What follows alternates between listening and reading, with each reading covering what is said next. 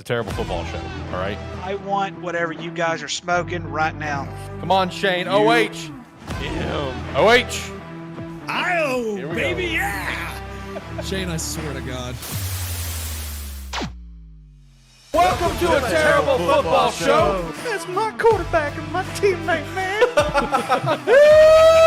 Ruins my fucking holiday every damn year. Alex, What up? you can thoroughly kiss my ass. Why not let us decide the top four? Yeah, let a terrible football show Let a terrible decide the top football four. show. Fuck you, Shane. Roll Tide. Have a good one, guys. Oh, Have a good fuck one. off. Oh, yeah, he's got to go. Get him out of here. Get him out of here. You know, I like that Baker Mayfield and myself, man. He was baking up there in the Browns, and it just turned into a big old shit pile. So, Get that right. I will fly you out and take you to a game in Dallas of your fucking choice. Oh, shit. Yeah, he's successful at just giving his terrible opinions, so why can't I? It's a terrible football show after all.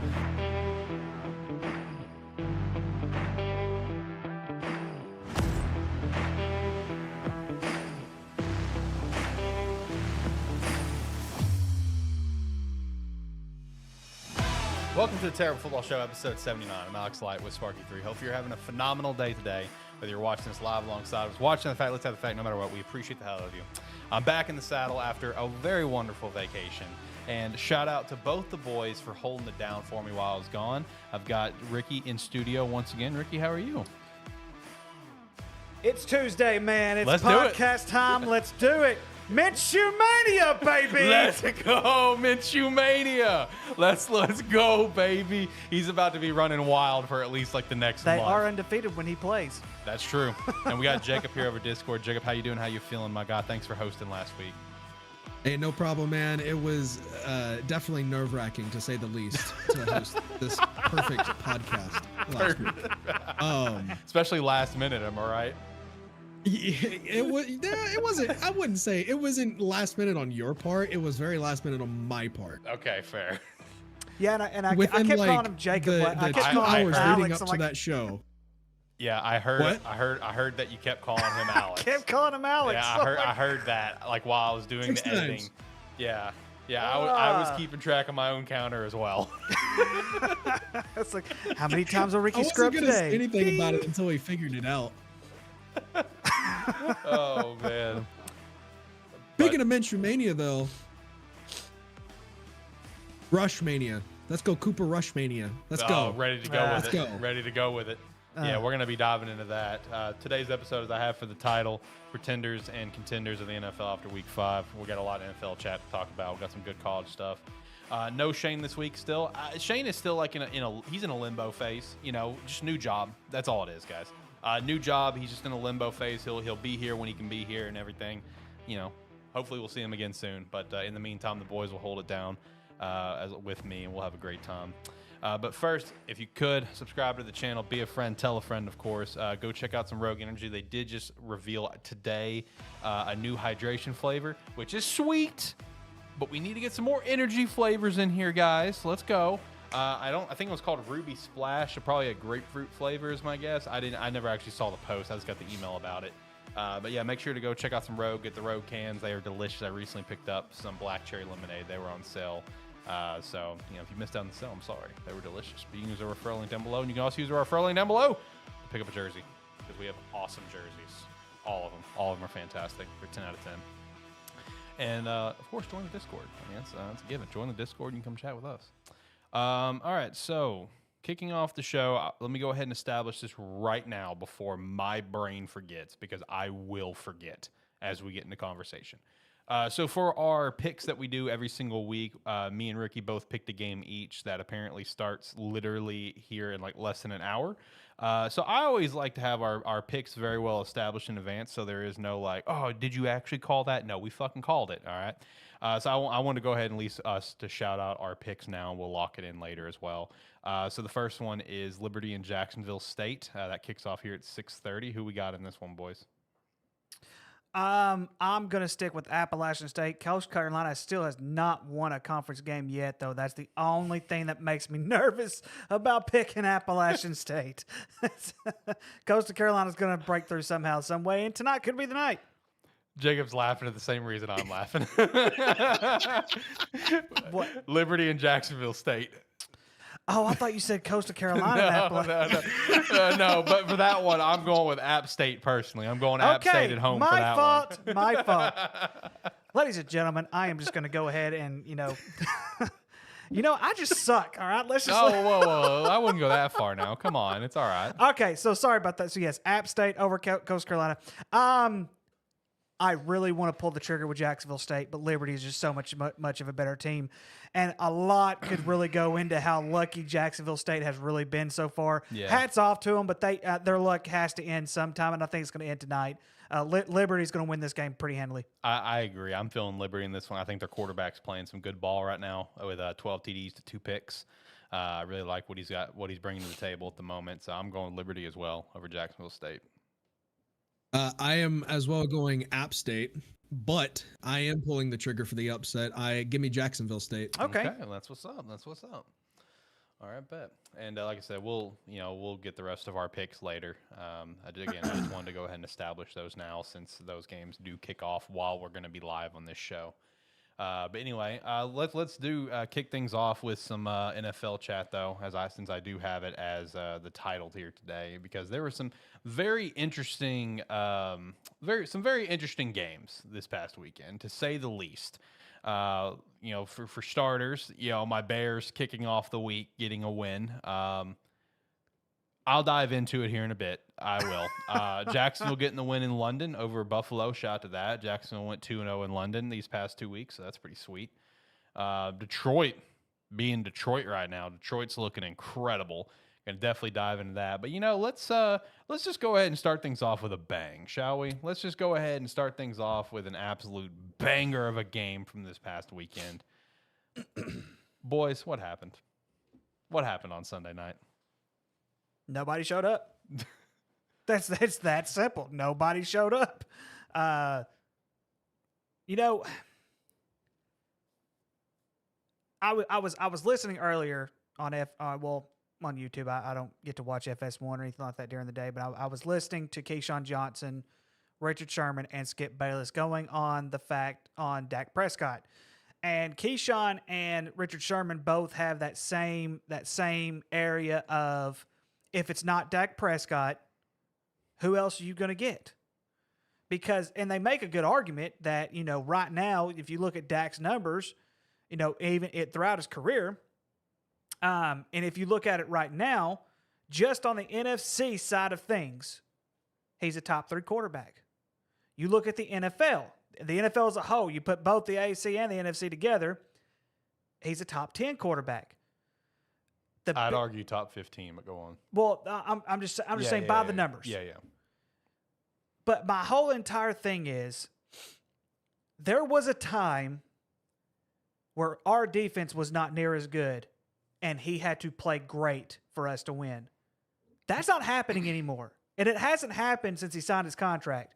I think there was only one game that I can think of, maybe 2, since he signed his contract, where he actually stepped up and he was the sole reason we won a football game. And one of them was a shootout against the Atlanta Falcons, which should not have been a shootout. And I'm trying to remember the other one off the top of my head, but it was probably one of those nobody teams that we should have ran over anyways. But that's the thing, though. It's like, if the defense doesn't show up, which twice now they haven't shown up, and both times Dak Prescott has been irrelevant in both of those games. And I'll just go ahead and say it this much, and Jacob might agree with me. What has Dak Prescott done in 5 games to make us comfortable with what the offense is doing right now? And to me, he's been irrelevant for the entire season so far.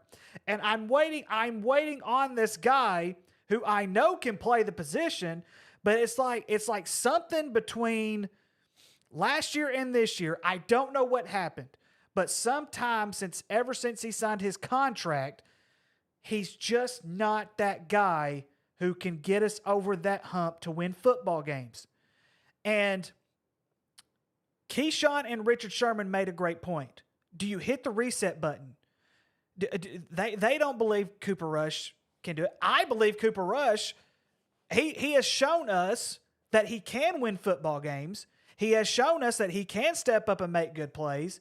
And I think we're at the point right now, and I know Jerry Jones isn't going to pull the trigger. I know he's not going to because he's putting too much money into Dak Prescott. But at the same time, I think we let him walk. Don't give him this contract extension. Let him walk.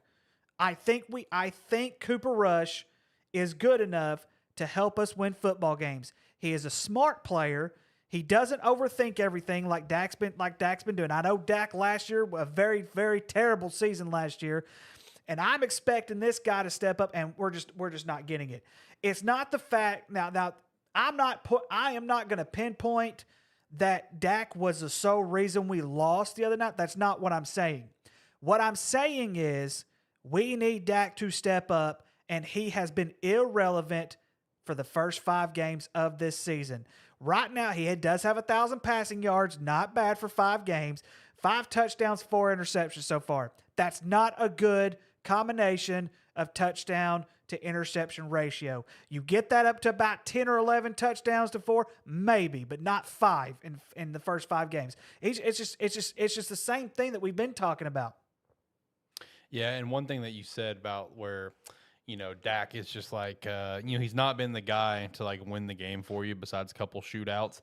That is so accurate in my opinion, just Dak's career, because like in just calling it as it is, I mean, Tony Romo was the guy who could win ball games for you.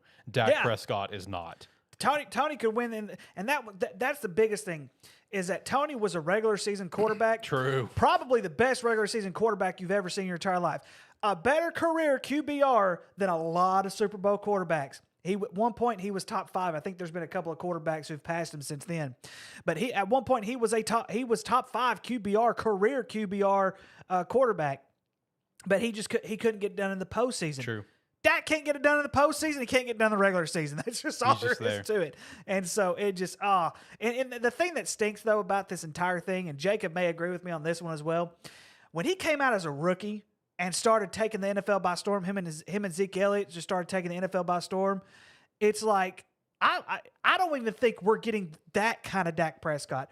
No. His rookie year is better than what he's doing now, and it's better than what he did last year. And I'm mind blown by this. I mean, I'm not surprised by it. I'm not quite in panic mode yet, but at the same time, you see the writing on the wall. I see the writing on the wall, and it is very, very early. Jacob, what about you? How you feel about the game and everything that Ricky just said? A few things. Okay. First of all, okay, I am sick and tired of losing these primetime games. Yeah. I am sick and tired of going into hyped up games and coming out as not only the loser, not only just an L, but it's a humiliating L. Right. What Ricky touched upon as far as Dak's rookie season goes to now, I'd argue the only reason why Dak's rookie season and Zeke's rookie season was so phenomenal is because of that legendary offensive line that we had. Yep, I'll agree with that. I'll even agree to that. That offensive line that we had that year will go down as one of the best offensive line starting position or like core in history. We don't have that now. We don't have Des Bryant. We have CeeDee Lamb, but he's not getting as open as the money shows. The defense, in terms of CeeDee Lamb, like if you want to compare him directly to like let's say Dez, I would say at his peak was like an A tier wide receiver. CeeDee is lucky to touch B. That's my opinion. I mean, I don't think he gets out of C tier. That's why I said he's lucky to touch B. Yeah, I honestly agree because I honestly think Dallas really needs to get another wide receiver. Yeah, like he doesn't have to necessarily be as big as Des Bryant, but if you get someone with a little bit of speed and height on him, then you're going to start seeing a different type of CeeDee Lamb. He's going to be able to get wide open then. Yeah. Anyway, Jacob. Yeah, CeeDee fits more in the slot than as a number one outside wide receiver. Mm-hmm. Yeah, I just Man, I love winning games when we're playing shit teams and then losing games once we play great teams. It's great. It's so awesome. It's Right. so great. And then losing to the Cardinals too. Yeah, we won't talk about that game. That's the on the past. same tier as when we lost to the Jets in Sam Darnold. Yeah. I think it's worse. Nah, I don't think it is, because where the Jets were at that point in that season and where the Cardinals are now, hell, the Cardinals just had not really a close shootout, but they had a pretty good game against the Bengals. They did, yeah. It was the fourth quarter is where they ran away with it. Yeah. I mean, going into the fourth quarter, Jamar it was, Chase, they saw Jamar Chase finally open. But it's also Yeah. a team I had to win one game this entire season, and that Sure. one game was the Dallas Cowboys. yeah, true. You know, I do think we hit the reset button. I think we spend the money to keep the defense and what we have in the defense right now and wipe the slate on the offense. And that's unfortunate because I guarantee if that's the case, Dan Quinn will officially walk, which I'm okay with because I think that man deserves a head coaching position after what he's shown with Dallas. True. He was almost the Bears head coach. I would say we go with Cooper for now, just to see how he does over a long period of time. We get rid of Mike McCarthy after this season. There's plenty of head coaches out there that are better than Mike McCarthy at this point, that have a better offensive mindset than Mike McCarthy does. If you get rid of Mike McCarthy, do you promote Dan Quinn? Yes. Yeah, and I mean, we would still have to, we'd have to go out there and get an offensive mind guy if that were the case. Promoting Dan Quinn. Yeah, get a good OC. I think one of the things, though, I think one thing I do give mad respect to the fact that Mike McCarthy is a Super Bowl champion. But I said this last year when people were like, "Oh, the Cowboys should get Sean Payton." You're not getting much better. Mm-hmm. And now we're seeing that. And now you're seeing that. It's like I told you. It's like numbers don't lie. Right. See, I understand where those arguments were coming from because yes, Sean Payton, Mike McCarthy, both Super Bowl champions. Yep. They've only won one. Yep. How long have those two been in the league? And they've only won one. And I think now I will say this much, Jacob. I give Mike McCarthy more of a pass on that than what I would Sean Payton. For the simple fact is that Green Bay does not spend near the money to surround their talent as the New Orleans Saints did. There was a time I thought pound for pound New Orleans was the best team in the NFL on several occasions, and they fall well short. Mm-hmm. So therefore, I would give Mike McCarthy more of a pass on that than I would Sean Payton. I disagree, but I understand where you're coming from with that. Yeah. Also, another. I don't know. Another thing, good friend of mine, Mr. Brady, fellow Cowboys fan. Gosh. He randomly hit me up with 10 thoughts on the Cowboys. Oh, I can't wait to hear this. I made sure to remember this so I can shout it out. Shout out to Brady. He's been on the show a couple times, and you guys can hear his thoughts and react to it. So here are his 10 points. Here's the exact message. I'll read it word for word for you boys. As we head into week 6 after today, here's my takeaways so far for my beloved Dallas Cowboys. Number 1, Dak fucking sucks. Oh my God. Number 2, this Texas Coast offense is horrendous. Number 3, we should have kept Zeke. Number 4. Whoa. Hold on.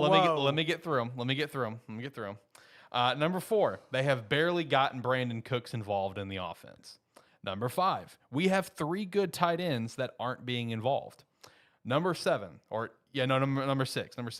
They think CD can do it all by himself. Number 7, Pollard isn't the same from last season. Number 8, O-line has been decent even with the injuries that we've had. Number 9, defense has been good, but I think last night they showed they can't keep up all game with a good team. And number 10, Trey Lance is going to be a starter by the end of the season. Okay, so there are 2 of them I highly disagree with. A lot of them I respect, but 2 of them I highly disagree with. No, we should not have kept Zeke. No, we should not have kept Zeke. Have you seen what he's doing in New England? Absolutely nothing. And what was that last one you called out? Trey Lance is going to be a starter by the end of the Trey season. Lance will never start for the Dallas Cowboys. my You man. say that, but he'll be a starter this year. He's not gonna. It's not unless Dak and Cooper Rush I would be shocked. get injured. He's not starting. I would be he's shocked not to playing not a, see Trey start. He's for the not Cowboys. playing a down, my friend. I disagree with you on that. Trey will be a starter for that team. No. So I wrote down the ones that I disagree with. And there was only one that I disagreed with, but now that I'm thinking about it, kind of agree. Number 3, I think we should have kept Zeke For what? and gave him a pay cut. The main reason why is because we would have a 1-2 combo. Again, Pollard would be able to be that speed back that comes in every That once in gets a the while. yards and That's stuff. where he excelled at last year. Okay, but here's the thing, though. You said this last year that Pollard was ready to be that number 1 guy. Now you're saying that we should have kept Zeke? Listen, I said that last year because Pollard showed those signs, but True. Hindsight's it's 2020. now being proven that Pollard is a good second back. A back that can come in with a burst of speed, a change of pace. I mean, hold on. Let me go ahead and just kind of add. Start Deuce Vaughn. Let me add some fuel to this fire right now that you guys maybe should have considered to keep Zeke as a 1-2 punch. He did get over 800 yards last year, plus double-digit touchdowns. You pair him up with Pollard, it might have been a decent combo to keep. Because I kind of relate to that from a different perspective, where obviously it is what it is now. It never would have been a Super Bowl winning combo just because of how things played out. But I was always pissed off at the Bears that they let Jordan Howard walk and only kept Tariq. Tariq Cohen and Jordan Howard was a fucking combo. And I was so mad that we let Jordan Howard walk. but it also comes down to money, though. It does, but that's why, if Zeke really wanted to stay as a Cowboy, give him a pay cut. He did say he would take a pay cut to stay at the Cowboys. Then why did Jerry Jones not pay him? Why did Jerry Jones let him walk? Because Probably wasn't enough of a pay cut. Yeah. I'm just saying. I'm just saying in general. It's like there's reasons stuff like this happens. Now, I mean, yes, I could understand that. I just see the logic of keeping him, right. that's So all. the logic I understand. The Yeah, logic, okay, logically I will agree with, but we should not have kept Zeke. We made the right decision by letting him walk. We 100% the right decision. And I understand New England sucks. New England is garbage dumpster fire. We'll get to that too. I understand that, but he's not doing anything there either. If he was that great of a fit, I think they would have worked out a deal and kept him in Dallas. The problem is you're paying him all this money and he has nothing to show for it. And it's the same thing Dak's doing right now. You're paying him all this money and nothing to show for it. I think that the reason why Zeke isn't doing well over in New England is because New England has 2 power backs. They don't have a speedster. Stevenson is not a speedster. He's a power back, just like Zeke is. True. So I think you're seeing that the connection that Zeke and Pollard had, now that they're split up, they don't have that special, combo to coincide with one another's talents. I see what you're saying. Logically, I agree with you. On a logic standpoint, I will But agree your with you. heart just doesn't agree. But no. I think we made the right decision by letting Zeke walk. I really do. And I really believe, of course, Deuce Vaughn, he's not ready. We know he's not ready. And I don't know if him and Pollard as a combo will ever work. I don't know. They're 2 feedbacks. Right. And so now it's like, if Jerry wants to make a move right now, we probably need to get a power back. Then, if what you're saying is true, Yeah, Derrick Henry. He ain't doing shit in Tennessee. why not? He's a power back. He's a power and a speed back. I mean, it's just. But we'd have to give up a lot to give. I don't know if him. you'd have to give up a lot at this point. We've seen how vets are treated in trades, man. You can get a vet for like a 4th or 5th or 6th round pick these days. So true. I mean, you could probably get Derrick for pretty cheap.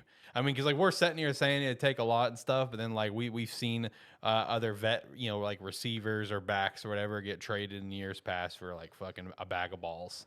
So I mean, you guys could probably get Henry for pretty cheap. I mean, we got the trade deadline coming at the end of this month, so it's possible.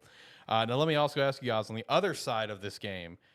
How are you guys feeling towards Brock Purdy as a quarterback in his second year? Because that's also been the other side of this conversation. One side of the conversation was being how bad Dak looked and the Cowboys looked, but the other side is how good Brock looked. Because there's a lot of different points that people are trying to make. Where like some analysts are arguing that you could throw anyone in that offense, they'd be successful, and I do agree with that to a slight point. Because Trey, in the short time he played, never looked good in the preseason games he played, where it was first team offense versus Houston Texans second defense. Trey looked horrible. But the thing is about Brock, and it's like, while yes, the system works well for a quarterback, at the end of the day, Brock's got to be the one to make all the decisions. You know what I mean? When he's out in the field and he's making quick, sharp decisions. I mean, I think Brock, in my opinion, is arguably the first or second best quarterback in the NFC this year, because Jalen Hurts is not the best quarterback in the NFC this year, in my opinion. I mean, they're both undefeated, but I mean, they are. But in terms of just quarterback play, I would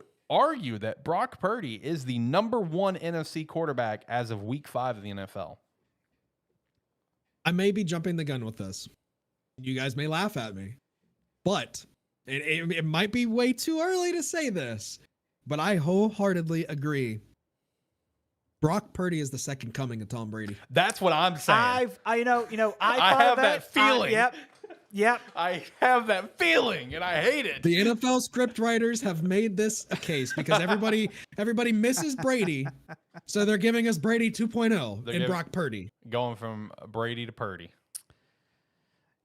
Right. Who arguably, if he has a successful career, he could arguably be a better story than Tom Brady just because he's Mr. Irrelevant. True. That's actually very true. No, I mean, I love the way this kid plays, man. He's got such a great touch on the ball. He's got quick decisions. Like, look, man, I get he's got a stacked team. I get that. I get that, if he was on another team, he may have because he hasn't thrown a pick this year, I don't think. Maybe only one. But like, if he was on a different team, he might have thrown a pick or something, or maybe took a few more sacks because he's got a great O-line. He's got arguably the best running back in football right now, a great weapon with Debo, the second best tight end in the league with George Kittle. I understand all that, but at the end of the day, he's got to make the right decisions. I mean, we saw Trey sucked in the little bit he played. You've got to make the right decisions. So I'm about to go over his stats right now. Right now this season, right now he has thrown 98 completions over 136 attempts at 72%. He's thrown for 1,271 yards. He averages 9.3 yards per completion, which is higher than Patrick Mahomes, higher than Josh Allen, Baker Mayfield, Matthew Stafford. The only quarterback that's higher than him right now is Tua. He's the only quarterback that I can see right now. Let me double check my stats to make sure. Yes, I was right. Tua is the only one that is averaging more yards per completion. And yes, I also understand that yards per game, he's only at 254 per game, which who is gives great. a shit, QBR, yeah. His quarterback rating right now in the NFL, he's the number one quarterback rating in the NFL right now in QBR. And if you go for the overall rating, which is what they also like to go by, he's also number one in that. So yes, I could honestly see that Brock Purdy would be, especially in the NFC, and one can almost argue the NFL. But I will say this much. He is surrounded by veteran talent. Yep. He's surrounded by, you think about it. Christian McCaffrey, best running back by far in the NFL, and there's not even a close second right now. George Kittle, he's not the greatest tight end in the world, but he's still a very, very good tight end. He's probably in the top 3, top 4 of the tight ends right now in the NFL. He's got a great offensive line. He's got a great defense. So he's got this great surrounding piece that surrounds him. And I think, but it's like you said earlier, Alex, he still has to make those decisions. He still has to be that quarterback. And yes, you could say an upcoming Tom Brady is very, very accurate. Yeah. Here's one thing I will like to say though. I think that Brock Purdy is playing phenomenal football right now. But because of that cast of players that he has around him, I would argue there's one other quarterback that is playing better football, and that's CJ Stroud. Because he doesn't have that cast of talent around him. Now, as see, much as if, Brock if Purdy we're does. if we're including AFC, then yeah, we got a lot of different conversations. But if we're Well, talking, yeah, because there's only two starting NFL quarterbacks right now that have thrown 0 interceptions with over 1,000 yards of passing, yes. and that's Brock and CJ. Yep. Yeah, if we're including AFC, then Brock's position in the league kind of gets a little bit different. But if we're talking NFC, I'm telling you, man, in my mind, he is the number one quarterback in the NFC right now. Like, he's the guy, because Jalen's playing fine. He is, but he's not playing to Brock level, in my opinion, because Brock's just making incredible throws. He's making just incredible decisions. Brock is just on a different level right now. I would argue that Jared Goff is playing better than him. See, I love Jared right now. Jared, to me, I would say is the second best quarterback in the NFC. And, hey, don't get me wrong, Baker's playing pretty good football, too, down in Tampa. Yeah. Hey, I love to see that, man. So Baker's playing some good ball. If you go by QBR right now, you got Brock, Josh Allen, Tua, Patrick Mahomes, Jared Goff is number 5, Patrick Mahomes is number 6. I'm sorry. Baker Mayfield is number 6. How is Dak number 8? That's horrible. Oh, man. But no, Brock's looking incredible right now. Talking about another NFC quarterback, I was kind of curious on you guys' thoughts on this. So we're for the slate of where we're going to go with NFL, wanted to touch on this game, then I wanted to touch on the Bears, and then if you guys have something else NFL we want to touch on, let's touch on it, and then we'll look at kind of like basically what the title of the episode is, Pretenders and Contenders. But one thing I wanted to ask about though is involving the Vikings. The Vikings got a loss against the Chiefs this past weekend. Now the Vikings have fallen to 1-4. And, I saw a report right before we started that the Vikings have worked out Colt McCoy, maybe kind of signaling that they are very considering trading Kirk Cousins. Justin Jefferson is out right now. He's been put on IR, so he's going to be out for at least 4 games, I think, 5 games. I can't remember what the IR rules are right now. But number one, where could Kirk go if they trade him? Is it going to be the Jets? Is it going to be the Falcons potentially? And is it time to basically just hit the reset button for Minnesota? Because I saw some reports, I saw some rumors that if the Vikings continue to drop games, kind of like how they are, they could trade Kirk and plan to lose out and try to tank for Caleb Williams. How are you guys feeling about this right now? So I will Isn't say it this funny much. that the Vikings have won all those 1-score games last year, and now they're losing all these 1-score games this year? Tables turns. Yeah. I will say this much. Minnesota does not have a Kirk Cousins problem. Minnesota has a defense problem. That defense is not very good whatsoever. Yeah. Kirk Cousins right now has thrown right now he has 13 touchdown passes in the NFL. That leads the NFL in touchdown passes. He's thrown for almost 300 yards per game. What more could you ask for a guy like this? So, yeah, they definitely do not have a Kirk Cousins problem. I think the Kirk Cousins hate's always been too much. In my opinion, it has been. I mean, me and Shane, we beat this drum last year. I think even the year before. Like, I don't think I think the Kirk Cousins hate's always been too much. Personally, I think it has been just like this defense fucking sucks. Yeah, it's because he's a very memeable quarterback. He is. You're right. I didn't even notice this. The Vikings have Tanner Morgan on their roster. They could just start that guy. Right. Former Minnesota Golden Gophers. He also leads the league. Let me look at this real quick Yes, he also leads the league in completions and attempts so far this season. Defense, and they don't have a running game whatsoever. True. So when you ask him to do more than what he needs to be doing, and you're still losing games, it's not a quarterback problem, ladies and gentlemen. Yeah, it's a defensive problem and it's a running game problem. Madison is not the answer. No. Getting rid of Cook was a choice. I'll say that. Well, they didn't want to pay him. I know. And if you look at his stats, he started going downhill. So if they end up getting rid of Kirk Cousins, do you boys think it's like a massive mistake they're making? And do you think Vikings fans are going to feel for it? Yep. Yeah. But the thing is, though, is if Kirk Cousins could go to a contender, that would be nice. I just don't know if that's going to happen. Well, I was going to I ask. have a really good will- feeling he'll go to the Jets. I I was will going to ask if he gladly- goes to the Jets, are they officially a contender? If I knew Jerry Jones personally, I would gladly offer them Dak Prescott. But no, serious question. If I he was get- thinking the same thing. if he goes to the Jets, are the Jets in conversation Could be. as a contender? Could is, be. Is that a You thing? know- Did you see Brees Hall this past weekend? I think they need a quarterback. Brees Hall's electric. Man. Oh man, he did so well this past weekend. So yes, getting a quarterback like a Kirk Cousins would definitely help. I will argue that the Jets are still, my opinion, considered contenders. Okay. Just I with wouldn't go how that bad far. that division has been outside of the Dolphins. I mean, I'll give you that much, but I wouldn't say they're contenders. I wouldn't say they're pretend. They're somewhere in the middle, dadgummit.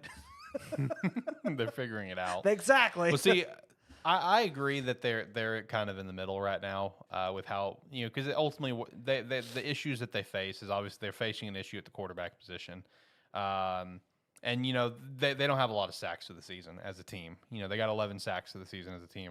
Interceptions they're getting there. I mean they got 5. That's all right for 5 games then I guess. Defense has been I'd say a solid B. Run game with Brees Brees is a beast. That's a solid A tier right there, Yep. baby. But they get the right quarterback in there right now, even if it is for 1 year. I feel like they're back really in the conversation as from a middle of the road team right now to being a contender again. That's kind of how I view things personally. I don't know. When it comes to the Vikings and Cousins, I just have that sneaking gut feeling that if they go through with this, they sign Colt McCoy, they trade Kirk Cousins, I really think Vikings fans, they're going to celebrate at first, and then they're going to feel it later. Because even Vikings fans are negative against Kirk. I really feel like Kirk gets too much hate. Yeah. I genuinely do. And I think they're going to miss him. Yeah. I think they are going to miss him. Yeah. In my opinion. Give him Dak There's Prescott. They'll really a miss few him. teams that I could see Kirk going to if he gets traded outside of the Jets. And that is, this may seem weird because they just paid buku's amount of money for this guy, but I could see him getting traded to the Browns. I could see him getting traded to the Titans, the Falcons, and the Commanders. Okay. I'll agree with all those, but the Browns. The would- Deshaun Watson experiment has not been good so far. No, and I know we all knew it wouldn't, but at the same time, I don't. If he gets traded to Cleveland, I'm just going to be like, yep, here you go. Man, if he goes back to Washington, that would be electric. That would be electric. that definitely would. That would be The only- hilarious.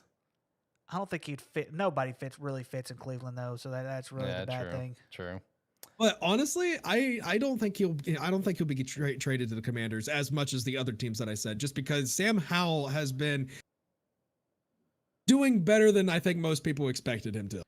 Oh, I mean, yeah, and if you looked at that game last week, they got beat. What was his numbers? They didn't rush hardly at all. The rushing 388 yards, 2 touchdowns, and an interception. and they're rushing. How much did they rush last week? Like 15, 20 yards? It wasn't much. Total of 29 yards. Yeah, that's Sam horrible. Howell had more rushing yards than Brian Robinson Jr. That's that Chicago Bears defense that I've been waiting for. Yeah, finally, even though, we've got like historically one of the worst defensive lines in franchise history right now. But, one thing that is, like when it comes to the Bears right now, like I've said, weeks ago, like the linebacking core looks solid in my opinion. I like the signs that we've got going on with TJ Edwards and Tremaine Edmonds and this stuff. The secondary's been banged up. We haven't had our complete secondary, I don't think, at all this year. I think we're finally set to get them back this week, though. With Jaquan Brisker, Jalen Johnson, Eddie Jackson, and drawing a blank on the other guy's name right now. I'm drawing a blank on his name. Kyler Gordon. We're finally set to get our full secondary back, so hopefully we'll see something out of that. But talking about the Bears game, we had 2 games in a row of Justin Fields playing like he should. This is the Justin Fields we saw in college, right? This is the Justin Fields that's just playing ball. All right, he's going out there, he's just playing ball, doing his thing. The team is letting him be him and play ball. But guys, I got to tell you, these past 2 games doesn't give me any level of excitement. I still have none because it doesn't fucking matter. It does not fucking matter with him. It just doesn't. It matters for him, and that's great, and I'm happy for him because I want him to have a successful career. But as for the Bears, it doesn't fucking matter right now. The season's still dead. You know, it's one of those cases that if the team can turn it around and Justin continues to play how he does and we win games, whatever, I mean, cool, I guess. You know, we're not going to the Super Bowl this year. I mean, cool, I guess. We'll see if we turn it around. I'm still not sold on this regime. I still think Matt Eberflus is a fucking dumbass. You know, we'll still get the first overall pick potentially because Carolina looks atrocious. But if it's a situation where Justin plays incredible the rest of the year and we continue to lose, he's getting traded. Like up front, he is, because you're going to trade him away while he's hot on a rookie deal, and you're just going to draft Caleb Williams. If we're in a position to draft Caleb Williams, we're drafting him, regardless of how I feel about it or not. I'm not saying we need to do that, because it's just like, because if Justin plays well and we go for Caleb, the way that I saw it from one of my favorite Bears writers put it, and it's just the best way to put it, is that he knows that's probably what's going to happen, but he doesn't and he understands why it would happen. But it's like, you got a bag of money in your hand and you're trading the bag of money for a lottery ticket. That's essentially what you're doing, getting rid of Fields, who played well, and getting Caleb. I mean, Fields playing well, that's great for him, and it's going to help catapult him potentially to his next team because he's not going to stay a Bear. There's no way. I mean, with the dysfunction this regime has brought, I don't see it happening. Okay, I'm not going to get my fucking hopes up. I fucking refuse. This team is a massive disappointment. I refuse. I will not listen to reason. This team fucking sucks, and we're going to suck. And it's because of the front office. It's because of this shit ass coaching staff. That's just I'm very negative, and I'm going to stay negative. God damn it. That's because he was. I negative am last defeated. Week. He's like everybody root for Washington last week. Everybody root for the Commanders last week, and then me and Jacob picked Chicago just to piss you off. And It's going into week 6, but god damn it feels like week 16. But here's the thing. Though, and you forgot one thing. It's not just Justin Fields that played out and balled out. You forgot about DJ Moore. DJ Moore balled, man. Oh my gosh. Now, the one thing that I think you need to be a little optimistic about, and just a little bit, I'm not saying that the season isn't dead yet or anything like that. Washington's not a great team. I will say that. Facts. But Washington has competed. That's the one thing you need to be that you need to be excited about, is that you have beat a team that has been competing. And I still think Washington, they're still going to figure things out. They're still figuring things out, and they're going to be figuring things out the rest of the season. They're probably not going to have a great record or anything like that, but they're still going to compete. That's the one thing that you need to be a little optimistic about. But yes, you're right. That's the season's still dead. It's okay. It's dead. It's dead. Because like what? Oh, go ahead. For me personally, as a Bears fan, I couldn't even begin to tell you what my ideal scenario is for the Bears. I really couldn't. I don't know if it's, the Bears lose out, but Justin plays great and we trade Justin and Justin goes on to have a phenomenal career and we get Caleb Williams because he's potentially the Patrick Mahomes 2.0, and we draft Marvin Harrison Jr. as well because Carolina's going to fucking suck too. And then we pair him with DJ Moore and everything's great and everything's hunky-dory for everyone's career. Or would I rather Justin ball the fuck out, we fire Matt Eberflus, we got DJ Moore, we get Marvin Harrison, we get either Joe Alt or the Penn State offensive lineman and get us a better offensive line, and then we have a great time there. But then what if Caleb Williams really is the next Patrick Mahomes and goes on and does his fucking thing? I don't know how to feel as a Bears fan. This fucking sucks. I have no hope or idea of what I want for anything. I just want to be good. That's all I want. I want to compete for Super Bowls. I just want to go to the playoffs, and actually be competitive. We made it to the playoffs in Mitch's last year in Chicago or whatever, but it was like we went to the playoffs with a slap on the ass. We weren't going to fucking go anywhere. I mean, God forbid, we started off 5-1 that year, but we were the worst 5-1 team in history because we played some of the worst fucking teams for that year. I don't know, man. This sucks. I hate being a Bears fan. I want to kill myself. Not really. But, man, this fucking sucks. You know what type of guy Justin Fields is? He's a Jerry Jones type of guy. Hey, man, take him because I hope he has a phenomenal career. I really do. I genuinely want him out of. I want him out of Chicago. I really do, and I don't want him out of Chicago because of any hate. I want him out of Chicago for his own fucking good. Chicago, Mushin Muhammad once said Chicago is the place wide receivers go to die. And that's partially true to an extent. I think that narrative's kind of changed a little bit thanks to like Brandon Marshall. But Chicago is now the place where quarterbacks go to die. All right. So I want Fields out of there. I want Fields to have a freaking career. And I just don't think it's going to be with the Bears, unfortunately.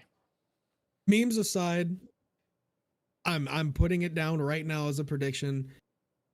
This time next year, Fields will be in a Seahawks jersey.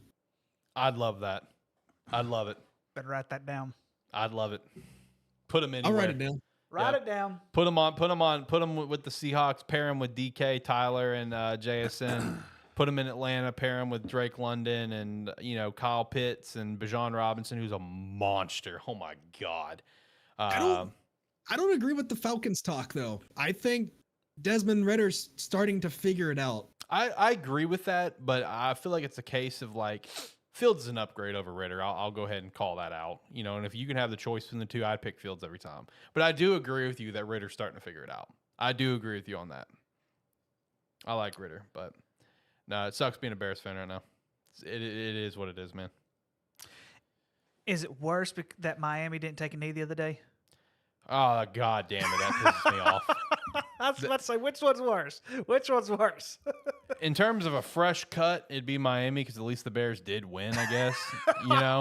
But 33 seconds. All you gotta do is take. There was no reason for that, man. No reason. And I watched the end of that game. He was wide open too. Oh my gosh, that receiver was wide open. There was no Nobody reason, was no within reason 5 for yards. That. No reason for that. Before we get to college, let's do pretenders and contenders for NFL. Let's do it. It is the title of the episode. So I'm just gonna kind of go through and I'm gonna pick out some random teams, and you guys just give me your thoughts, contender or pretender. All right, here we go. Miami. I'd say Miami's contender. I say contender. Buffalo. Pretender. Pretender. Yeah, I'll agree. Pretender. Okay.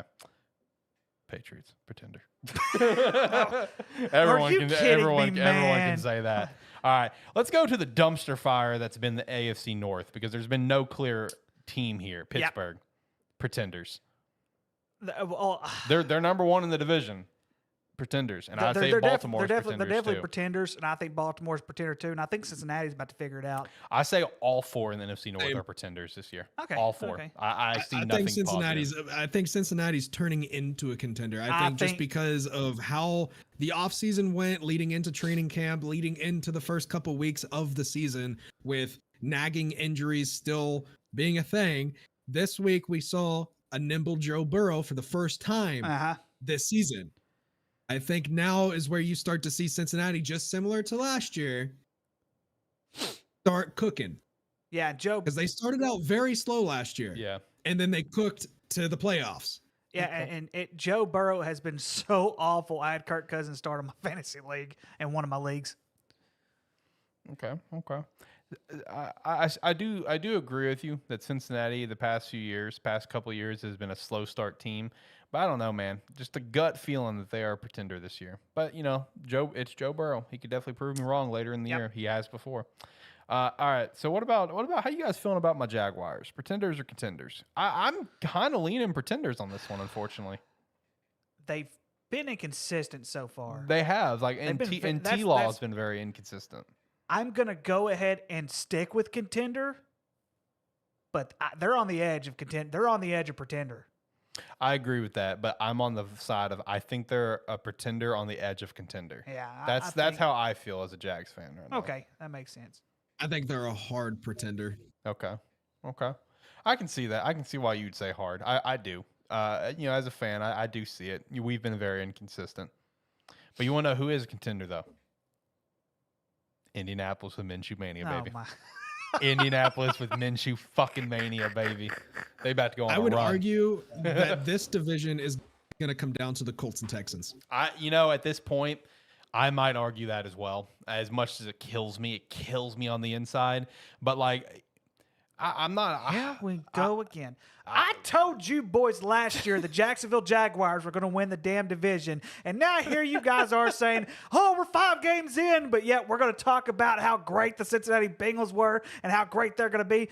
They still have Trevor Lawrence. And at the end of the day, Trevor Lawrence, whether they win or lose, is still the best quarterback in this division. The Jacksonville Jaguars are winning this division, y'all. It's going to happen. Write it down. Take a picture. I love that. I love don't that. care.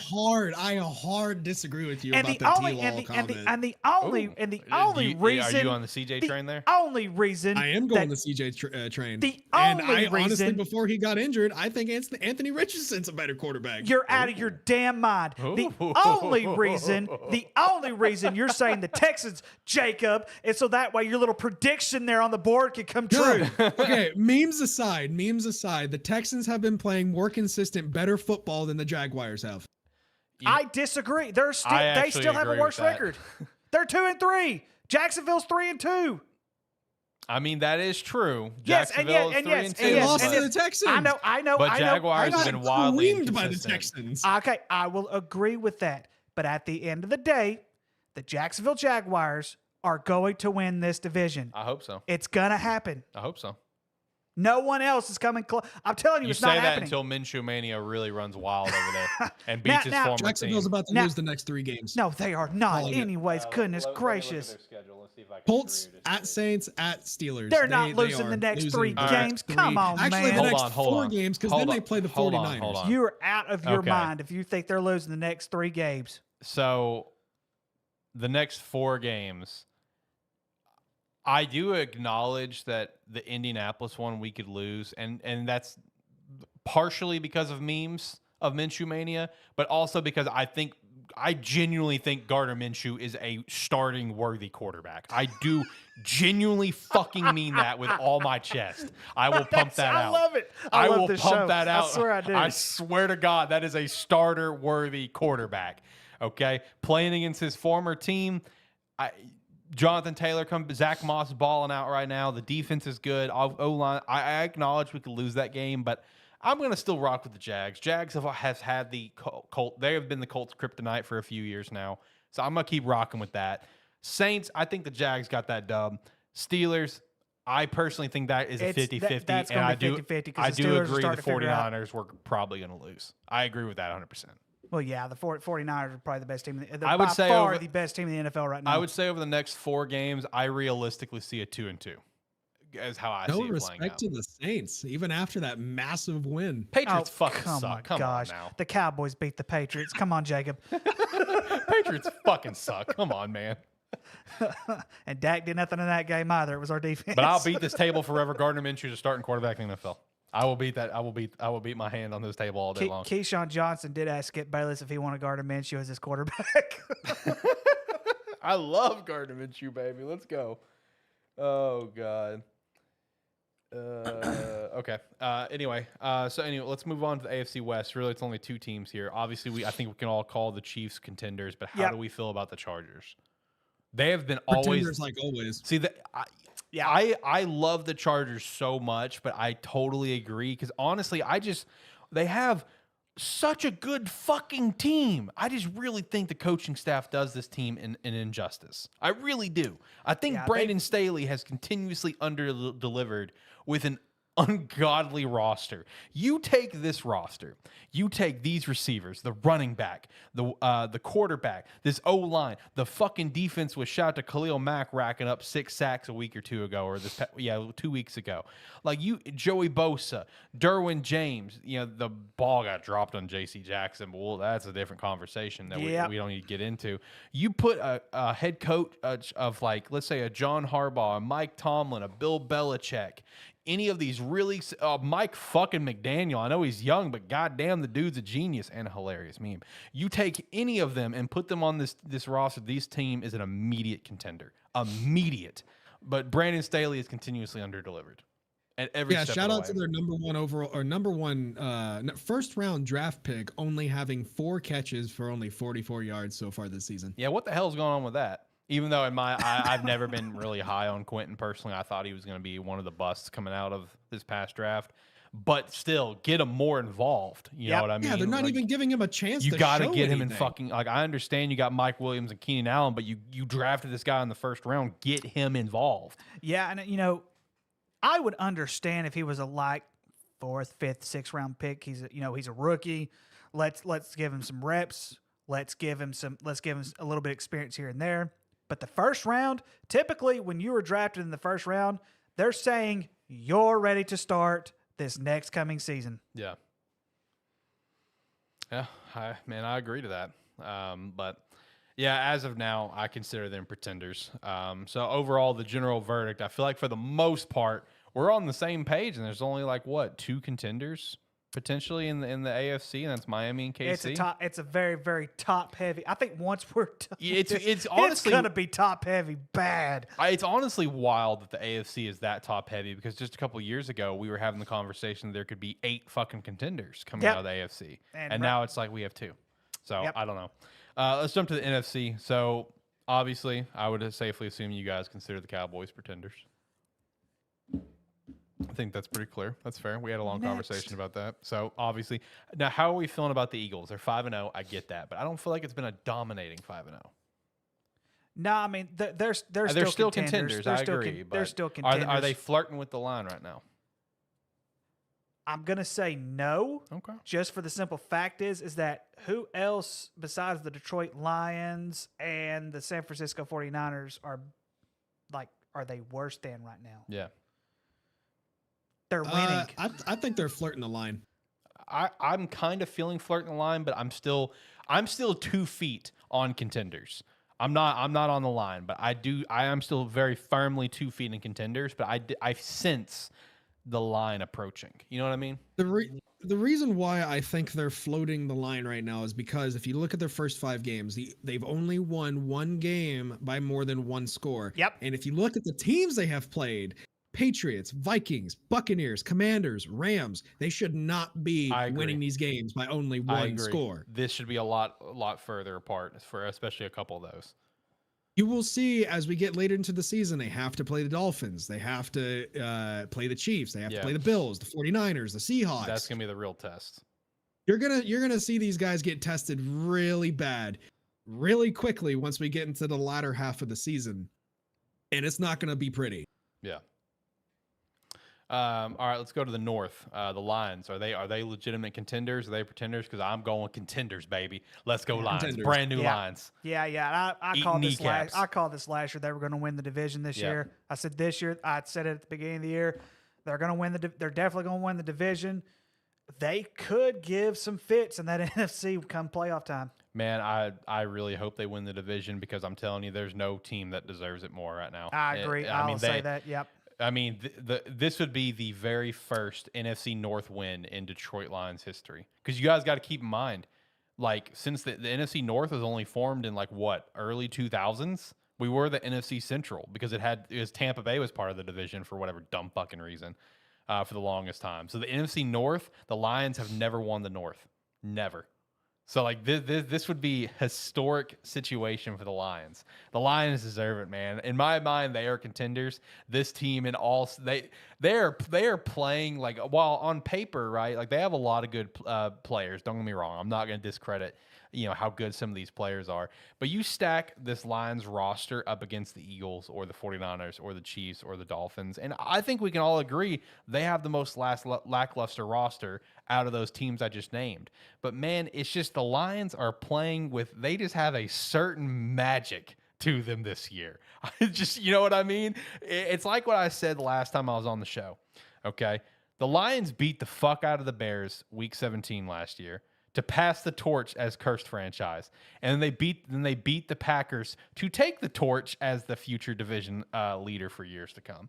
And I feel it, man. It's just something magical happening up in Detroit right now. I used to work with a couple of guys that are from Michigan. They're from the Detroit area. Yep. And they used to tell me, man, they used to hate on my Cowboys and everything like that. And he goes, man, it could be worse. You could be a Detroit Lions fan.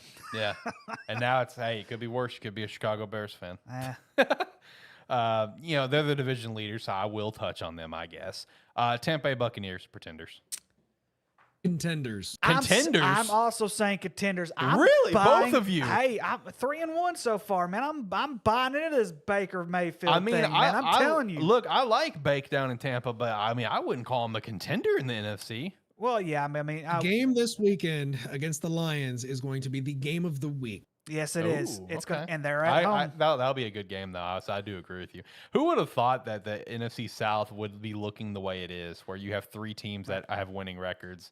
Because like I thought the NFC South was going to be the biggest dumpster fire. And it's actually, I mean, if you look at it, Atlanta's improved quite a bit. They're still pretenders, but they're still proving. The one thing I will say about the Bucs is that they're about to get real heavy schedule tested. Yeah. They have the Lions, Falcons, Bills, Texans, Titans, 49ers, Colts. That stretch right there, that's going to really determine if they stay on that contender line or if they move down. But right now, I agree with Jacob. They're contenders. Out of all the games that you said, Strictly- I only see one guaranteed win in my mind, and that's Tennessee. The rest of them, I feel like are I don't even legitimate consider toss-ups. Tennessee a guaranteed win. Tennessee's a fucking joke. Well, they are, but they have more Strictly wins on than. schedule. Strictly on schedule. I would say the Falcons are contenders. Really? Okay. I will somewhat agree with that. Just based on their schedule, I will somewhat agree Okay. with that. Okay. They have a very easy schedule. Going into the season, not so much. Now, yes. I'll agree with that for now. Okay. Okay. And I still think Kyle Trask is going to be one of the best NFL tight ends within the next couple of years. I mean, Kyle Pitts. Kyle Pitts. What did I say? Kyle Not the, Trask. not I the meant Florida Kyle Pitt. That's quarterback. right. That's right. I'm sorry. He's the backup quarterback at Tampa. My bad. Yeah, My yeah. bad. Kyle I Trask swear. pulling a No, I Tim Tebow swear. going Hey, from hey, Florida I'll quarterback also- to tight end. Talking about the Falcons and making a prediction here, I will also say this. By the time this year is done, Bijan Robinson will be the second best running back in the league, flirting with the best, only behind Christian McCaffrey. I wouldn't say flirting with the best. He'd have to do a See, here's whole the lot. problem. The injury bug is going to catch up with Christian McCaffrey like it always does. Very true. Unfortunately. I hate that because he is absolutely balling out finally. Yeah. I think this is the longest stretch he's had in his career where he has not been injured. It is, yes. Knock on wood. And he's still undefeated as a starter. True. So is Brock Purdy. Nah, man, like I'm telling you guys, I think Bijan Robinson is dude, this guy's a freak of nature. Freak of nature. But anyway, let's go to the NFC West and finish up. Obviously, we know 49ers are contenders. So how are we feeling about the Seahawks who made the playoffs last year? They made the playoffs last year with a slap on the ass. We can all agree to that. They shouldn't have made it in because they did lose their last game, and they only got in because the Lions took the torch from the Packers and beat the Packers. But how are we feeling about the Seahawks? I mean, they're not a bad team, but they're not like I don't feel like they're a next level team. I say they're hard pretenders, not even close. Yeah, that, Pretenders because that schedule is going to eat them alive. that is very, very true. True. I was about to get to say the exact same thing that you just said, Jacob. I think that big. Of course, they did lose at the very beginning of the year, but I think that big. They did win against Detroit. I will give them that much. They did win against Detroit, but it's like Jacob said. That schedule is about to eat them alive and spit them out whole. It is going to be brutal for the next few weeks. Okay. All right. And that was Pretenders and Contenders presented by a Terrible Football Show. I have one question before we move on to for college. Okay. Who do you guys think is the best worst team in the NFL currently? The best worst team right now in the NFL. Oh, let's see here. As far as worst teams go, probably the man. Titans. I'll start it just so you guys get the gist of it. I am picking the Cardinals. I was about to say the Cardinals. Yeah, I was about to say the Cardinals. I think the Cardinals is probably the safest pick because they've already I know they've only won one game out of 5, but they've already played in just general well beyond expectations by keeping games close. So I feel like the Cardinals is probably the safest pick.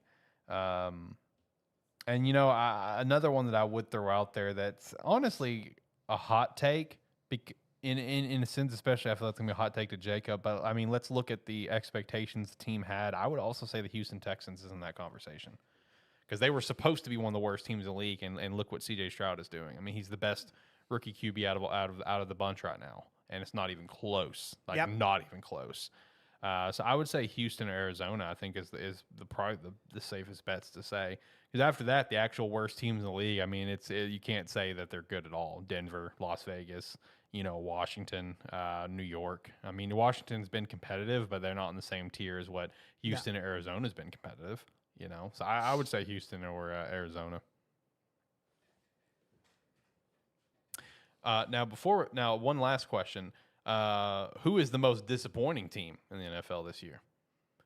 I'm not gonna be biased here and say the Bears because I had any sort of expectations. I'm speaking realistically. In my opinion, the most disappointing team right now is fucking Buffalo. Like Buffalo does not look like the same team they've been. Like I'll just say it up front. I know they beat the shit out of the Dolphins. Kudos to that. But man, I am very, very firmly on the train that Tyler's been saying to me for like 6 months plus that the Bills will not make the playoffs this year. I'm going to go a step lower. I'm going to say the Baltimore Ravens. Okay, that's fair. Yeah, that's a good one. I'm going to say the Baltimore Ravens. I know Pittsburgh and them have gone back and forth quite a bit over the years. Yeah. But man, just what Pittsburgh did in the second half against them last week. I mean, Baltimore jumped out to a 10-0 lead. And then, I mean, yeah, it was a hard-fought ball game, but I mean, they didn't do anything in the second half. And right. Lamar Jackson at first, the first 2, 3, 4 games looked like he didn't miss a step, but now it's like they're just not very good right now. On both sides, I say on both sides of the football. Defensively, they're okay.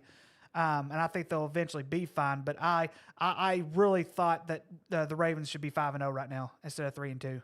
Okay. I will say that the AFC North, I think, is the top division as far as eating each other up. Yeah, that's true. Messing each other up during the regular season. I think they play each other harder for in division than any other division. Yeah, in terms of a total division, I agree with you on that 1,000,000%. That division always eats themselves alive, man. I would have to go with either the Rams or the Vikings. Vikings is a big disappointment. Why the Rams though? I mean, I understand, this is Matt Stafford's, first year back because he's got a different receiving core. I mean, I know Cup's coming back. And Puka's playing unbelievable. Unbelievable. Defensively, they're not very good right now. So I will definitely agree with that. But I had high expectations for them. I know you guys did not have high expectations for them. I was more on the fence of this team could either be very good or very bad. Yeah, you were. True. And I personally, going into the season, I think the Rams could not be winning this division because the 49ers are a complete and totally ungodly beast of a team. But this team should be in second place in the division. I agree not with that. Not the Seahawks. I agree to that 100%. The Rams have a losing record right now. I agree to that. The Rams not being in second place, I feel like is a disappointment to the team right now. I agree with you on that actually 100%. I'm with you on that one. So speaking of disappointments, though, we already touched on it, but yeah, I don't know what the fuck happened in Miami with Georgia Tech game, hopping over to college.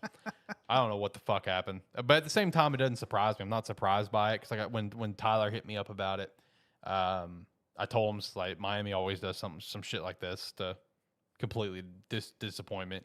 Like it's part of being a Hurricanes fan. You'll get disappointed at some point in the year. And that this was our time. I thought we were going to actually kind of start turning things around a little bit. And I think we still are as a program 100%, but I mean, God bless. I mean, why don't you just kneel it, man? Mario Cristobal's been playing too much NCAA and too much Madden here recently. I guess he's just racking up them stats and it bled over into the game because even he didn't have an answer for why he did it. He even admits, yeah, we should have kneeled it. Like, what the fuck, dude?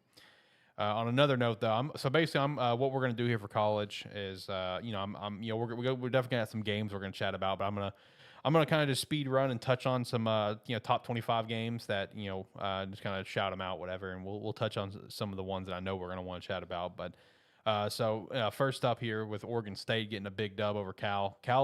We let up a lot of points, 40 points, but I mean DJ Uiagalelei finally did something. He threw five tuds. Georgia looked very dominant. Yeah, they finally woke up. Finally, because I listened to you guys talk about this game about how you thought Kentucky would give them a run for the money, and I agreed. I agree with you 100%. But man, Georgia finally woke up. Michigan, in my opinion, finally woke up. I mean, this is one of the first dominant wins Michigan has had, in my opinion, for this year. Because all the games they've been dominant on defense all year. I will not discredit that, but on offense, they have not been dominant. They were just dominant this game, top to bottom. Like, basically, in my opinion, for Georgia, all year long, their defense has been like an S tier, A tier, right? Depending on if you want to include S in the tier rankings or not. While their offense has been kind of like a B. You know what I mean? This was the first time Michigan really here we are. Ohio State played incredible. OH.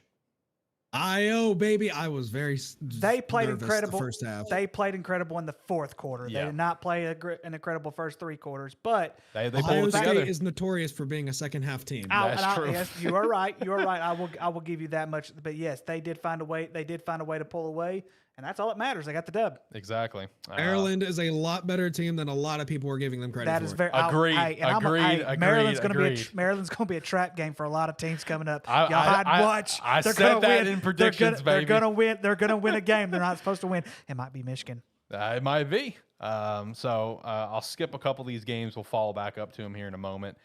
Florida State, they had a very dominant first quarter. First time I've ever heard you call them just Florida State. Fuck Florida State. Sorry. Slip of the tongue. I just got back from vacation. All right. Slip of the tongue. Slip of the tongue. But you want to live in Florida. You want to go to Florida State. I don't want to go to Florida State. I don't want to go next to their campus. I'm good. I'm good. Look, man, while Miami is my Florida school of choice, I'll be more than happy to stay at the Bounce House in Orlando, okay? Shout out to Orlando. I had a great vacation. But Florida State had a dominant first quarter. They kind of pulled in the second half too, but, I just don't think Jordan Travis looked like a superstar this game, but he didn't have to. Yeah, he didn't. But then the one thing that was just the wow game of the week, in my opinion, was Louisville and Notre Dame. Yep. Sam Hartman throwing 3 picks, dropping this, by not even one score loss. Like, you lost by 2 scores. Yeah. Man. I mean, you look at the last couple of weeks prior. They went to Duke, and they had a home game against Ohio State. Yeah. And both those games, they were so beat up from those 2 games. True. And one of the things that I think we need to start doing is taking Louisville a little more serious. I agree to that. I think there was an even crazier game though. The USC Arizona game. 3 overtimes. I watched the first half. We were gonna follow up with that one because what the fuck happened there? I watched Pac-12 the first at half. night, man. Pac-12 after dark is insane. It's a different beast. Rest in peace to Pac-12. We don't get that anymore. Nope. And I did watch the first half of that game, and then I was so tired I went to bed. But I'm like, when I saw it went to 3 overtimes, I said, "You've got to be kidding me. Why did I go to bed?" Right? Man, what a game that was, man. What is this? Is this that situation like we saw a couple times last year with USC where we're seeing the cracks in the armor where USC is just not a contending team? Yes. Because that's how I feel about it. They're not a contending team. Lincoln Riley is an offensive-minded guy. His defense never had a great defense. His defense ever. Suck. I don't know why they paid this guy bukus of money to come down there. I will never understand why. But hey, on the USC is not the top team. It's not the second team. It's not the third team. I would even argue it's not even the 4th best team in the Pac-12. Really? I might be on board with you because I like it. Because honestly, I would actually fight tooth and nail, and I understand one of these teams lost this weekend. But I would actually agree with Jacob and fight tooth and nail that both the states of Washington and Oregon take those top 4 spots. I would take it because Washington, they have Washington a State, defense. Oregon State, and Oregon. I would take those 4 over USC right now. Yeah, because personally. I would almost at the. And I understand that that's is tough. I Washington understand State's tough though. Yeah, see that's the kind of the hot take because they did lose this weekend to UCLA. Sorry, Jacob.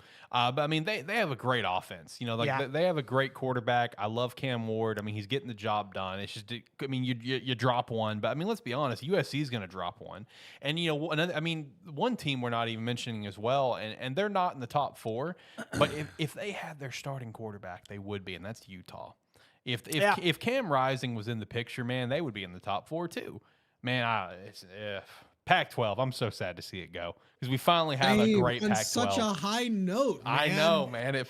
I would have much rather the Pac-12 go out on just a brutal whimpering fart. You know what I mean? Like one team only be dominant. It's like, okay, yes, get good fucking riddance.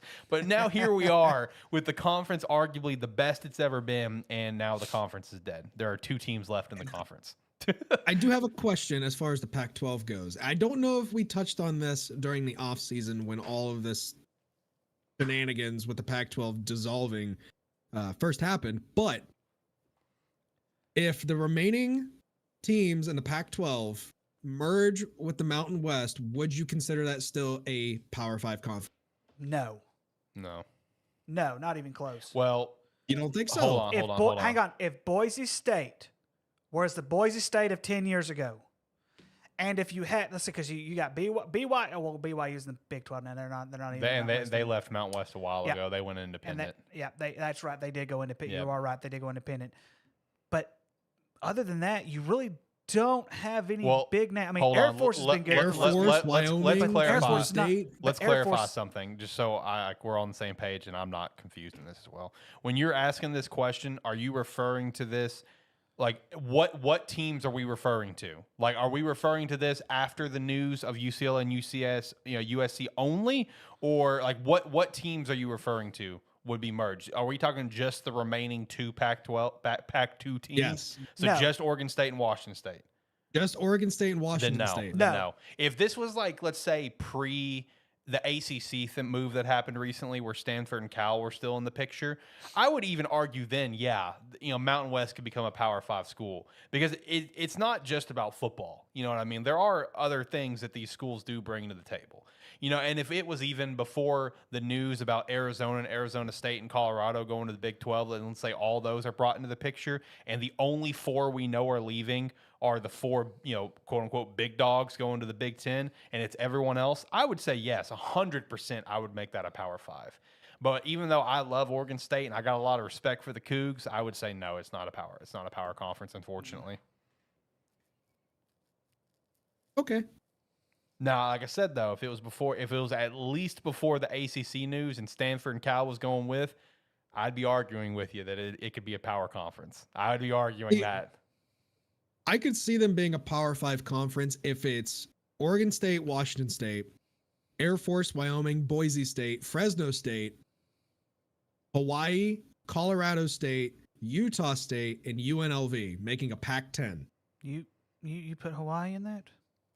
Whoa. I did, because you put Hawaii in that. There's reasons why I include Hawaii, and that's because location.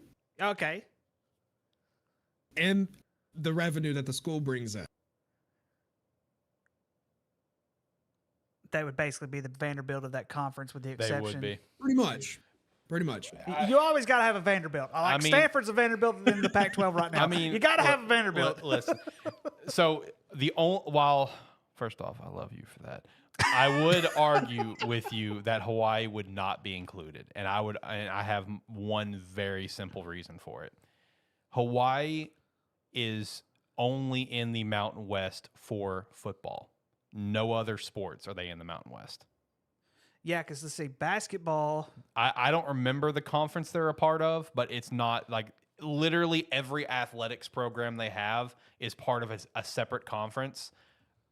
I'm pretty sure football is the only one that's Mountain West because the other conference they're primarily a part of does not have a football conference, or at least in Division I play. Maybe if they were to merge with a whatever Pac-10. Yeah, no. See, I think that they would make that move. yeah, see, if they could completely merge with the Pac, then I think Hawaii as an entire school would make the move. I do agree with you on that. But I don't think the Pac would reach out to Hawaii, is what I'm saying. Yeah, I get that. But I mean, like Hawaii's, got some good programs, in other athletics, especially volleyball. I mean, besides this past year, I think UCLA won the men's volleyball. I think Hawaii won like 2 or 3 in a row. Women's volleyball is really good. I mean, they've got good athletics in other, for other sports, but it's just, they are in the Big West Conference. That's what it is. I was trying to remember which one. I couldn't remember if it was the WAC or if it was the Big West. No, WAC's long dead. Yep, you're right. The WAC is long. And BYU is in the Big 12, by the way. Yep. Yeah, that was part of the moves this past year. Because this past year, the Big 12 gained USC, BYU, Houston, and Cincy. That was this past year's relocation stuff. But no, I mean, out of all the things that you named to create a new Pac-10, Hawaii's the only outlier to me. I don't think the Pac would reach out to Hawaii. I think they'd reach out to someone else. 'Cause who all did you say again? So it was Oregon State, Washington State, and who was so Wyoming, Air Force, Boise, Fresno. There's 6. Who were the other ones? I know you said Hawaii. So who was the other 3? Yeah, so altogether it was obviously Oregon State, Washington State, Air Force, Wyoming, Boise State, UNLV, because Vegas, yep. Yeah. Fresno State, Colorado State, Hawaii, and Utah State. Okay. Yeah, I mean, I definitely see the logic behind it. Let me go look at the Mountain West real quick because I would like. Actually, you know what? Hold on. Are they still independent or they go to a conference? No, they went to a conference. I forgot what conference. I was going to say, what about New Mexico State? But they went to a conference already. All right, so guys, I am going to head to my daughter's game, but I'm going to call on the phone on my way. So okay, that's right. I will be in and out. Okay, that's fine, man. Let's see. Did you say San Diego State? I did not. I think they would reach out to San Diego State before they reach out to Hawaii, personally. Yeah, think so. I think so. I think San Diego State has a little bit more clout than Hawaii right now. Not when it comes to football, it doesn't. I think San Diego State would stick with basketball and baseball. That's fair. That's very fair. Anyway. Okay. What were we talking about? Oh, we were just going through games and we got a hard sidetrack. Yeah. That's what it was. No, one thing I was gonna say though, because obviously we already touched on USC with Lincoln Riley and everything, just not being a defensive minded coach at all. But on the other side of things, his replacement over in Oklahoma got a massive win this past weekend. Brent Venables getting a big win over number 3 Texas. Oklahoma catching that dub. How you feeling about that one? He desperately needed that. I agree. I think if he wouldn't have won that game, it would have been even hotter, like to the boiling point. Yeah, no, I agree to that. Texas is a team that I really thought could have gone undefeated this year. I acknowledged a couple hot spot games, this being one of them, but does this solidify Oklahoma as just like a great team for you for this year, or is it just like, okay, they're a good team, they got a great win, but they're not gonna go much further than this? Yeah, I honestly think that this solidifies Oklahoma as winning the Big 12 this season. Okay. Yeah, I do agree that they're going to win the Big 12, but what about like college football playoff? Do you think they're going to go even further? Because I say no. I don't think so. Just historically speaking, the Big 12 does not have good terms with the college football playoff committee. That's true, especially after last year with TCU. Yeah. Lord have mercy, Jesus Christ, man, that was brutal. Now, Oklahoma does have one more top 25 game, at least as of right now, against Kansas. By the time they play West Virginia might be ranked too, because I think West Virginia only has one loss this season. They're 4-1. Right. And that was their week 1 loss against Penn State. Yeah. Okay. No, I mean, I definitely agree with you that I think Oklahoma is going to end up winning the Big 12, but I'm really in agreement with you on the college football playoff thing, though. Yeah, I don't. This is a great win for the program to win the conference, but I just don't see it going much further beyond that. Yeah, unfortunately, I agree. Yeah. Unfortunately, we didn't get to Arkansas losing before Ricky left, so I make sure to shout that out. Shout out to the Arkansas losing. Yahoo. Let's go. Shout out to that. I also loved from last week's episode with you boys how you guys touched on Wyoming and Fresno State, how it could be one of the games of the week, and it was definitely one of the games of the week. Wyoming getting that big dub over Fresno State, who was ranked at the time. So big shout out to that. That was a big game for the Mountain West. That was a massive game for the Mountain West. Huge. Yeah. Huge. Let's see. Is there any other college games that we want to touch on? We were mostly touching on ranked stuff. Is there any unranked team stuff that we want to touch on or anything? Not that I can think of. Get a quick glance here real quick. I'm glancing too. Let's see. Bobcats staying pretty competitive. They're just annihilating every team they come across at this point. I think that might be the best that I can do. I'm not sure. Jacob, would you happen to know if I changed scene collection, would it end the stream? I don't think it would. I don't think so. Let's risk it to get the biscuit, shall we? Let's see what happens if I change scene collection. Hold on. Let's see. Did it work? Are we still live? I think it worked. Hold on. I think it worked. We're good. We're okay. good. All right. Bet. Now let me turn on my camera now. I think it's. God, I have too many cameras. Is it this one? No, it's this one. Or is it this one? One of these is mine. I don't know which one. Oh, there it was. There it was. All right, hold on. We're figuring it out. All right, we're back. Oh, we're back. All right, I think as far as unranked games go, the best unranked game this week was Marshall and NC State. You know, I looked at that game just now, and I was thinking the same thing personally. Yeah, I think that was an electric game this past weekend. Let's see. Hey, UConn got a dub finally. Shout out to that. I heard you guys talk about UConn and shout and shit on all my teams. Thanks for that, guys. Appreciate you. Appreciate you for that one. I mean, between UConn and Hawaii, I think your best bet's to stick with Hawaii, man. Look, man, listen, number one, I will definitely stick with Hawaii. I love my bows, baby. But like I saw a post right before we went live where it's like from where they said our updated most disappointed fan bases of 2023. Miami's on there, Clemson's on there, UCF's on there. So we're already got two of my teams on there. Notre Dame's on there, Texas A&M's on there, and UConn's on there. And I agree 100%. I'm not going to call myself a diehard UConn fan or anything, but I did have very high expectations for this program where I thought they could have got, a nice 8-win season or something, go to a bowl game and stuff. But holy crap, they have just dropped the ball across the board. It's very unfortunate is what it is. But yeah, is there anything else college-wise we want to shout? I guess while Ricky's here, Ricky, do you want to talk about Arkansas, or are you feeling good about it? No. Why would I want to talk about a team that lost again? Why would I want to do that? I've already given my little blistering on the Cowboys. I mean, I've already given my rant about the Hawks. 4 straight losses, and there's about to be a 5th. Oh my god! And the fact that Arkansas, Alabama is one of our picks this week makes me sick. You're welcome. I wasn't gonna do it, but I'm glad someone else took the shot. You're welcome. I'm glad I was able to help out. Also, let's I guess we can get to picks, knock the show out. I do have bad news. Unless you put the pick in for the 2 games that's going on right now, you're not going to be able to count it because I can't submit. So yeah, I wasn't able to either. Yeah, it is what it is. It looks like Ricky, you're the only person out of all of us that was able to get the game in. So that is unfortunate.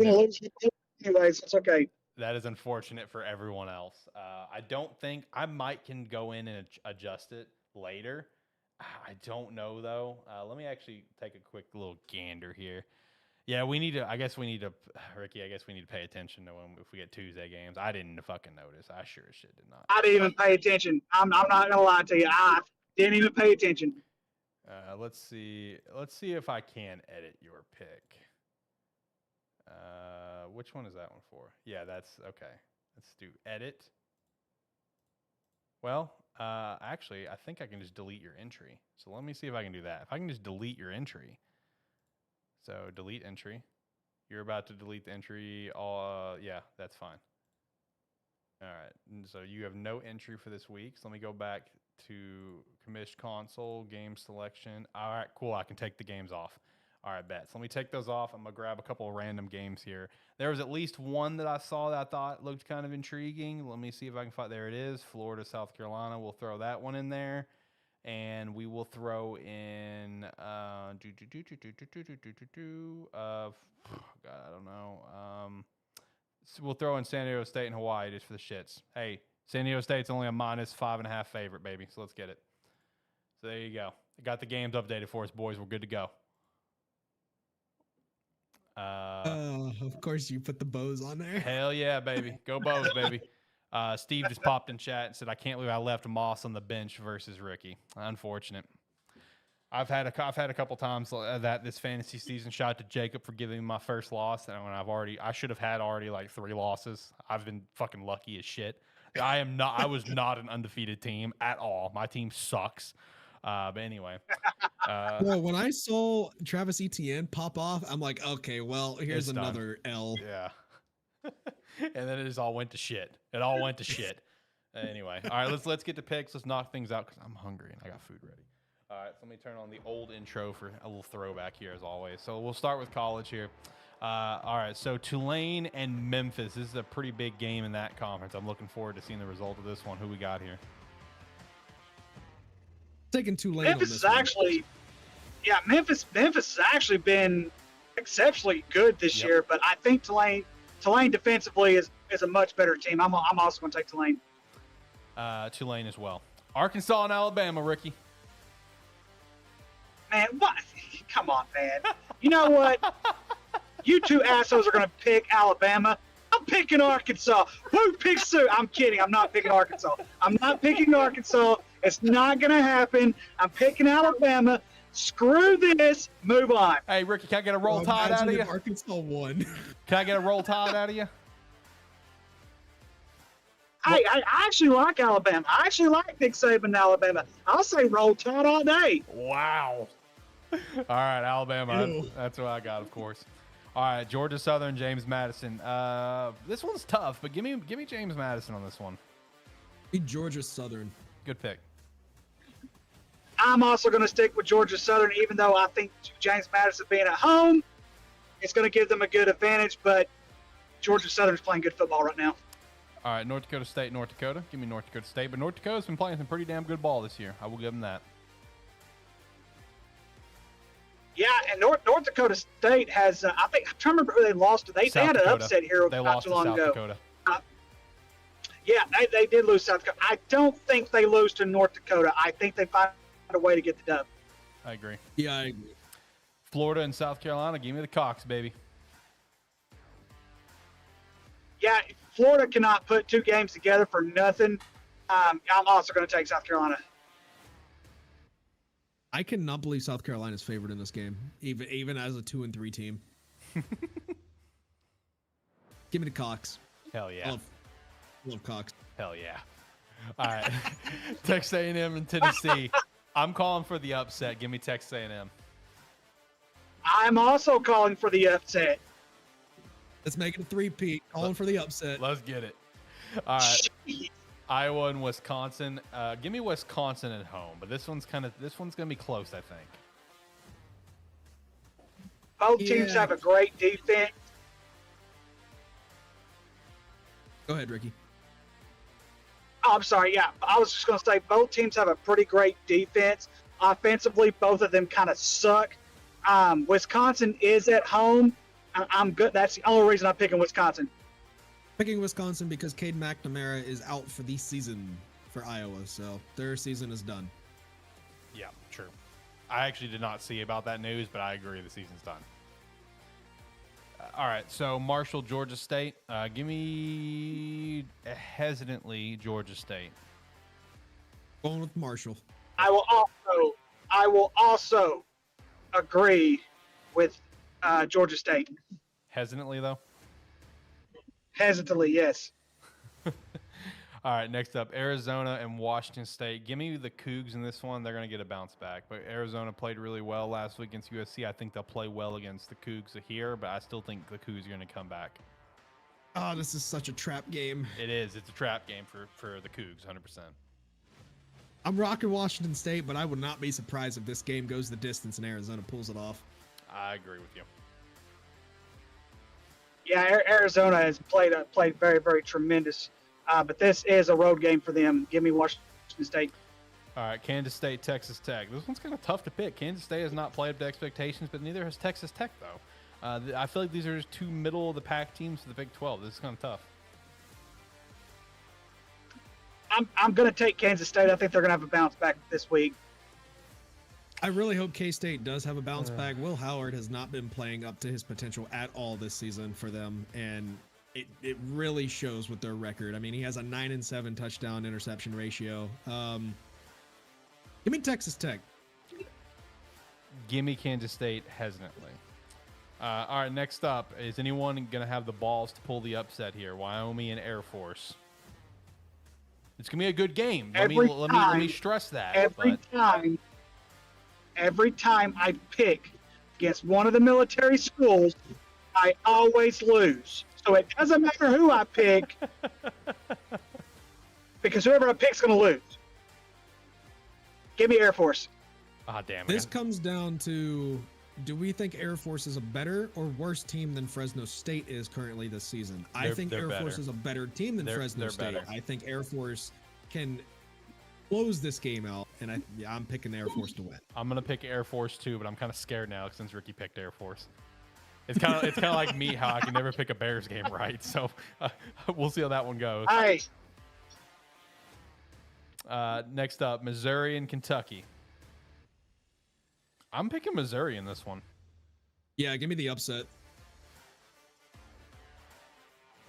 Yeah, oh gosh, I really want to stick with Kentucky, but they looked so bad last week, and I think they just got exposed. Missouri should have won that game last week, and they had a fourth quarter meltdown. I think they bounced back this week. Give me Mizzou.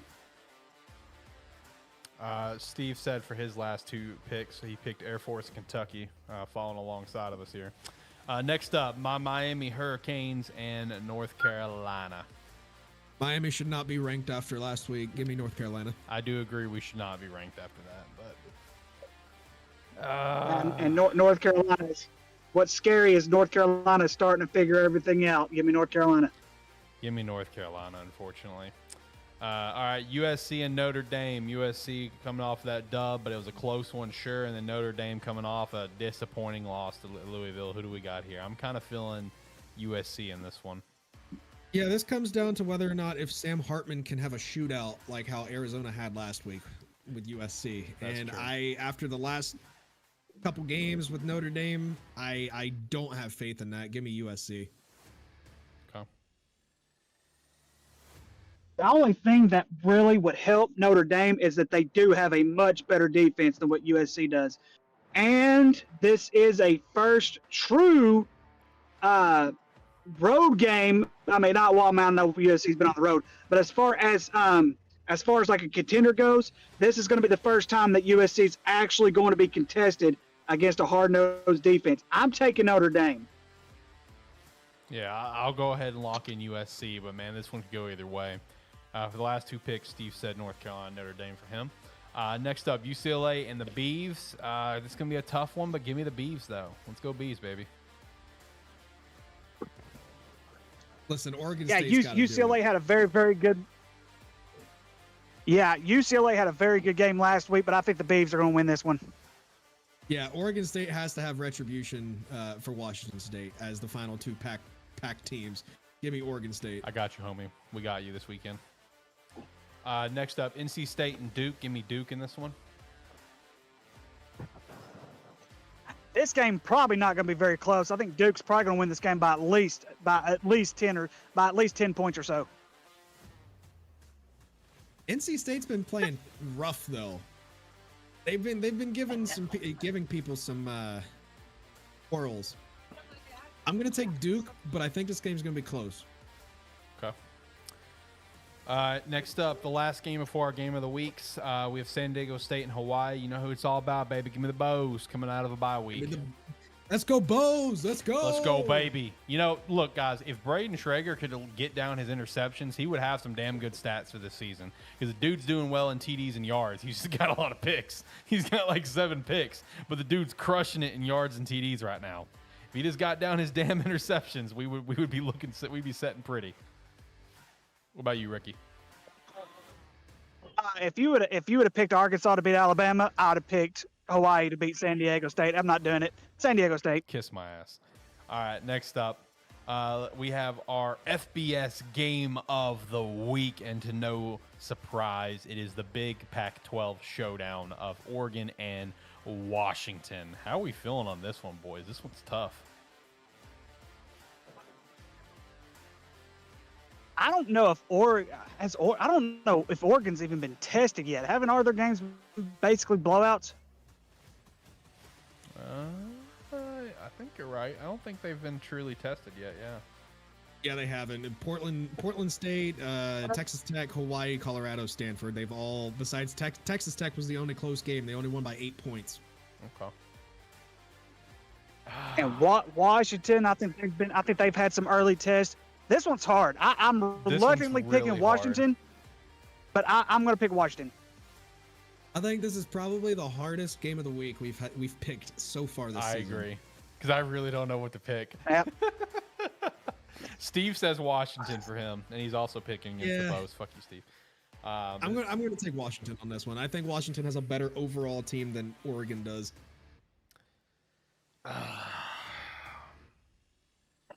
Give me the Huskies. That one's hard. That one can go either way. All right, next up, FCS game of the week. We have the Montana Grizz versus the Idaho Vandals. Give me the Vandals, baby, in the Kibby Dome. Let's go. Yeah, I think this could be a very, very ball game. I want to take the Grizz, but the Vandals are at home. Give me the Vandals. Let's go, baby. Yep, I'll take Idaho. Let's go, baby. All right, and then, of course, we have our terrible game of the week presented by ATFS. UAPB at Mississippi Valley State. These dog shit schools. Give me Mississippi Valley State, because UAPB just absolutely stinks. I know UAPB's at least won a game, unlike Mississippi Valley State, but UAPB's got almost got nothing going on for it. True, I agree. Yeah, I think UAPB is about to clean some house. They're really fed up with the program right now, especially being in the town of Pine Bluff. You do hear it quite a bit. They're not as bad as Mississippi Valley State, guys. UAPB's going to win this game. Okay, all right. Ricky, you got time to run through NFL, or do you got to go?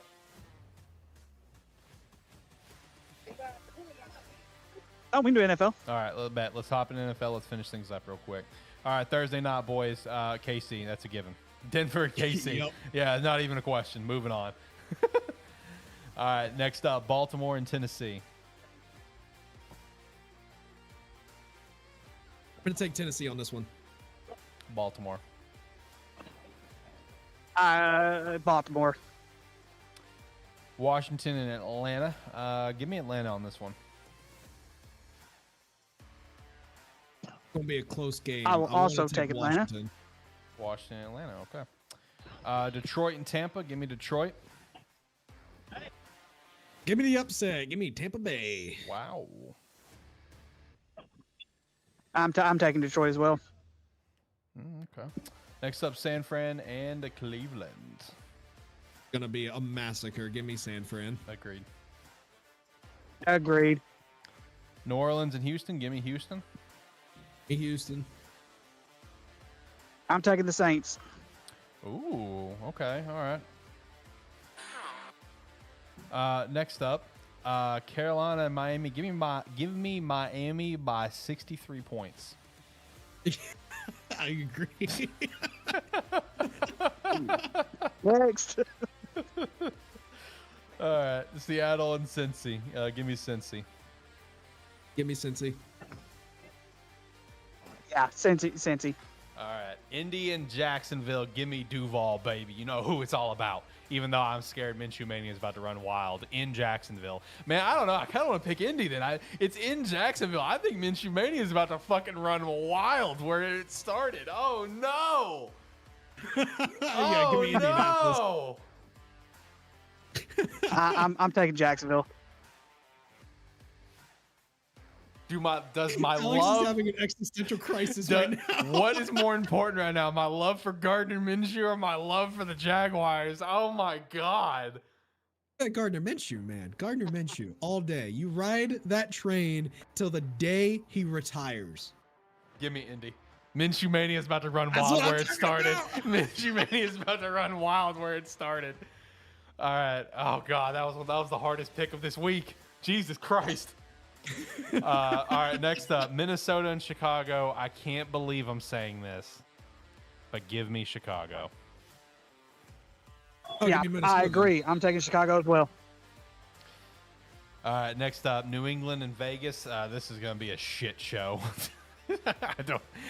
I mean, Bill Belichick doesn't really lose to his former coaches, so I kind of want to lean New England on this one.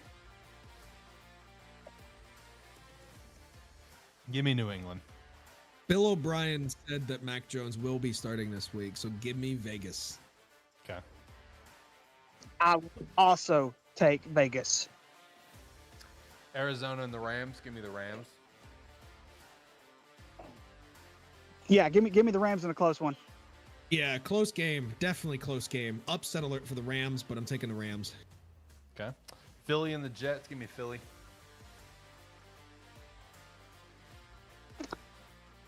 Gentlemen, there are 3 teams who I have been absolutely 100% correct on so far this year from our Run Your Poll, and Philly is one of them. I'm taking the upset. I'm picking the Jets. Yeah, I really want to take the Jets here too. I really do. Convince me, Ricky, please hurry. The Cowboys are beating my daughter's team 14-0 so far. So I mean, if that helps you any, I mean, you look at right now so far. If you look at Jalen Hurts' numbers, they're not much better than Dak's. Taking the Jets. Wow, I'm sticking with the Eagles. All right, Giants and Buffalo. Give me the Bills in a messy game. Yep, agreed. Yeah, unfortunately, it is going to be a messy game. I will also take the Bills. All right, boys, you're back on prime time. Dallas and the Chargers. Why the hell are we on prime time? Both of you on prime time. God bless. Dallas and Chargers both here on Monday night. This is going to be a weird game. I'm going to pick the Chargers. I think Kellen Moore is going to beat the fuck out of you guys. So I have been absolutely 100% correct about Dallas, Philly, and the Jaguars so far this season.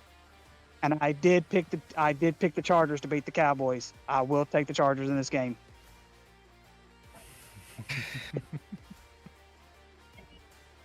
I'll take Dallas. Begrudgingly. Very much so. All right, well, that guys us through all of our picks for the week. Good job, boys. It's going to be a good weekend of football, I think. I think college is going to be better this weekend than NFL. I agree. There's a lot of good college matchups this week. All right, boys, you got anything else? If not, I'm going to hit the music. We're going to get out of here. And go ahead, hit the music. My internet, for whatever reason, is very unstable, but y'all have a good one. All right, see you, Ricky. All right, Jacob, any last thoughts? No. I'll keep my thoughts in my head. Until next They're week. sad thoughts. Sad thoughts. Okay. Until next week, we can Until let it next all. week. Yeah, we can let it all out. But hey, Yeah. we have one thing to look forward to this weekend. That's Minshew Mania running wild. Let's go, baby. I can't wait. It better be televised. Look, like, I mean, like, I obviously, like, I love the Jags, but I fucking love Gardner Minshew. I love what this dude's about. Okay. All right. I really want, he's a starting quarterback in this league. I will beat that drum forever. So it would suck as a Jags fan, but it would also be kind of cool to see him get. You want to see players that you love get redemption from the teams that let them go. You know what I mean? You want to see that, even if in my case it's Gardner Minshew beating the Jags. If when Fields leaves the Bears, I want to see him beat the fuck out of Chicago. Desperately. Absolutely. Like it's just what you want. So I mean, it's gonna be a great weekend. Oregon and Washington is going to be absolutely electric. Can't wait for that. A lot of good games. Heisman game right there. A lot of Heisman potential right in that game. Correct. It's going to be, dude, there's a lot of good ranked matchups this weekend. A lot of good games this weekend. Can't wait for it. Glad to be back in the saddle after my vacation. Vacation was wonderful, but I definitely missed the show. 100%. I love doing this show so much.